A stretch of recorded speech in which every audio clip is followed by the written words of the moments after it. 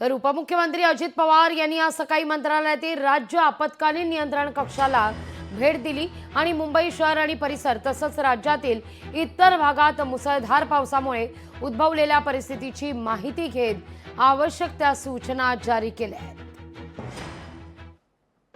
ज्या यंत्रणा अशा काळामध्ये राज्य सरकारच्या वतीनं काम करत असतात, महानगरपालिका असतील, त्या सगळ्यांना सतत सूचना देऊन त्यांना कुठली अडचण आली तर ताबडतोब सोडवण्याचं काम केलं जातं। आत्ता पण मी तुमच्याशी बोलून डिझास्टर मॅनेजमेंट ही आपल्या मंत्रालयामध्ये पहिल्या मजल्यावर आहे, तिथंच मी त्या ठिकाणी चाललेलो आहे। सुट्ट्या अनेक ठिकाणी जाहीर केलेल्या आहेत। वसई विरार पण मोठ्या प्रमाणावर पाण्यामध्ये गेलेलं आहे।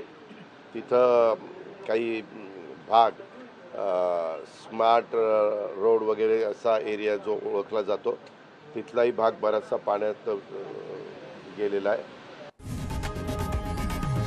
लोकशाही मराठी ऐका, पहा, जागरूक रहा।